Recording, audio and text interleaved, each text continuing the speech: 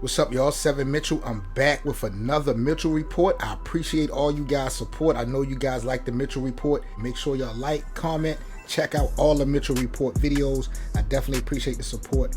Peace.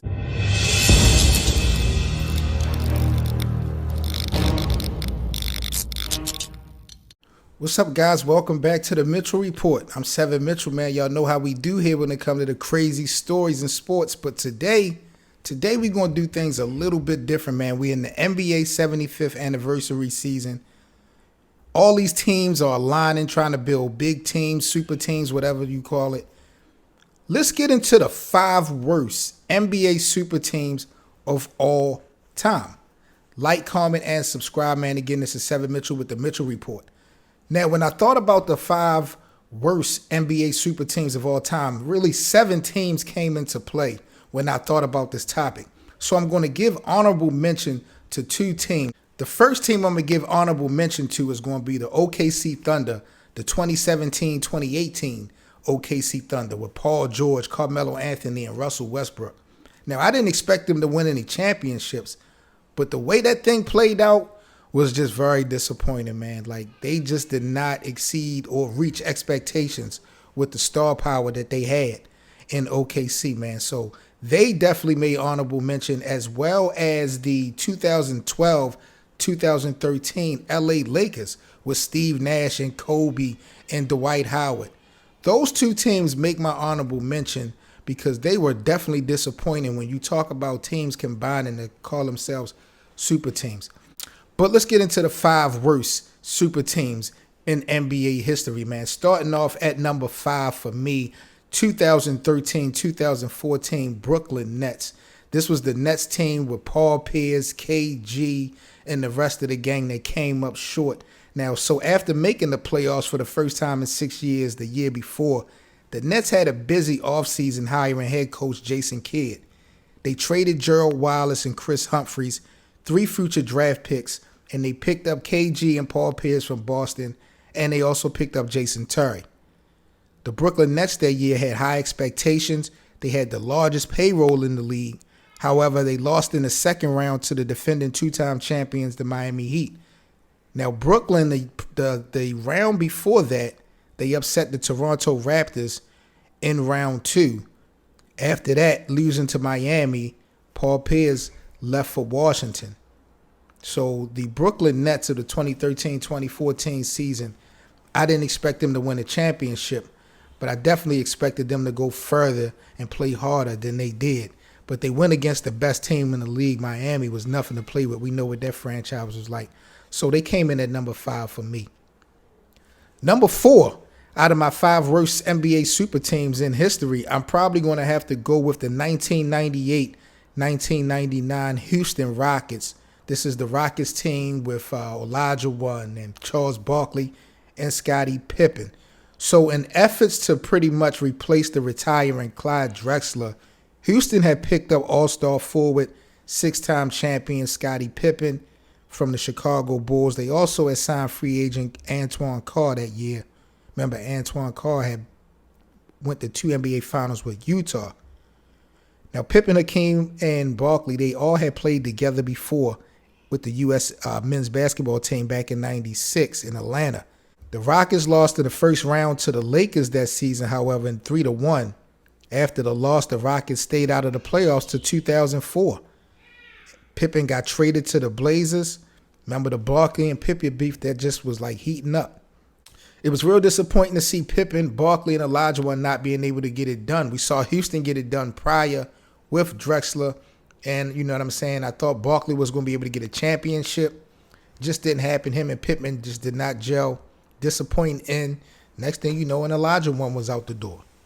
Number 3 for my 5 worst NBA super teams, I'm going to go with the 2010-2011 Miami Heat. LeBron, D. Wade, and Chris Bosh. Now, the 2010 NBA season was one of the most anticipated seasons of all time, in my opinion, with the acquisition of LeBron James from Cleveland and Chris Bosh from the Raptors in the offseason for Miami. The Heat had opened up their campaign with very high expectations. It was pretty much championship or bust that year. The team, however, came up short in the NBA Finals to the Dallas Mavericks after being up 2-1, man. They lost the next 3 games, and they lost 4-2 to the Dallas Mavericks. This was pretty much revenge for the Mavs. They had lost in 2006 to Miami when D. Wade and Shaq had won their championship. That was versus Dallas. So Dallas got a little bit of get back in 2010 in the finals. Dirk finally got his championship at the expense of LeBron. But, you know, they went on to win 2 more championships. Miami, after that, they went to 4 straight finals. But that first year, man, the expectations, of course, was super high. And they didn't get it done. So, you know, I got them down number 3 on my NBA's worst super teams of all time list. The number 2 team that I got on my 5 worst NBA super teams list, I'm probably going to go with the 2015-2016 Golden State Warriors, the 73-9 team.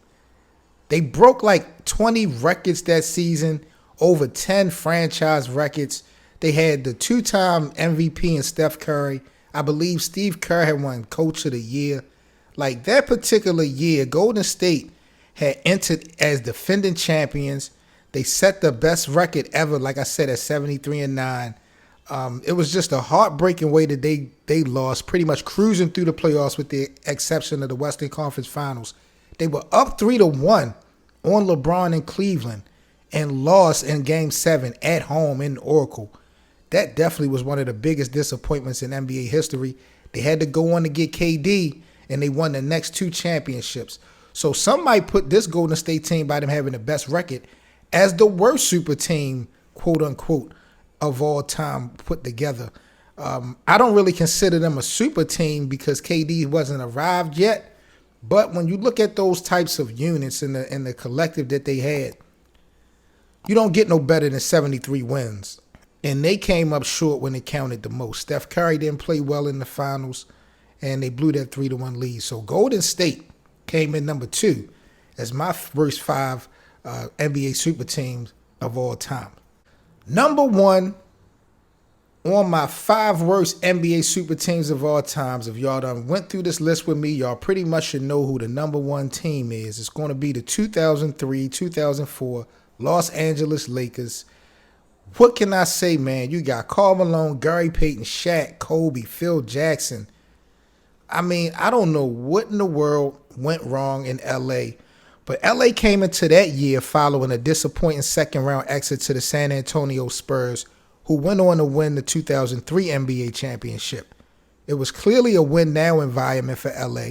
In the following season, they had picked up free agents Karl Malone and Gary Payton. They also re-signed Horace Grant at power forward. The Lakers was definitely instant favorites to win the NBA championship that year. Despite the moves and the acquisitions, though, the Lakers had to run into major setbacks that season. Remember, Kobe had the incident in Colorado. That just happened. The beef between him and Shaq really hit at its peak in 2003, 2004 when they was going back at each other in the media. Gary Payton, he struggled with the triangle offense. Karl Malone, he didn't even play a substantial amount of time that year with LA. You know, they did wind up having the second best record in the Western Conference, I believe. I think they ended that year at 56-26. They made it to the NBA Finals. I think that was for the franchise, the 28th Finals appearance or something like that. But they came up short in 5 games to the defensive presence of the Detroit Pistons. It was crazy, man. Detroit just out of nowhere just shut things down, man, and took them 5 games to knock off the LA Lakers. Phil Jackson was fired later on, and Shaquille O'Neal, he demanded to be traded. And he went on to Miami, where he won him another championship a couple years later, along, I think, with Gary Payton. Karl Malone never, ever got a chance to win a championship. To have all those guys together and them not win a championship and to lose in 5, that was no doubt the worst super team ever in NBA history, if you ask me. So that's my top 5 list, man. The 2003-2004 Lakers coming in at number 1, in my opinion. I'm Seven Mitchell, man. This is this Mitchell Report. Like, comment, and subscribe. Drop down below. Let me know who y'all worst super team that y'all probably would. Did I get the list right, I guess? In the comments below. Let me know if I got my list right. Did I get these 5 teams right? Are these the worst 5 NBA super teams of all time? Who did I miss? Y'all let me know in the comment section, but this is the Mitchell Report. I'm Seven Mitchell, man. Appreciate the support. Y'all stay safe. Peace.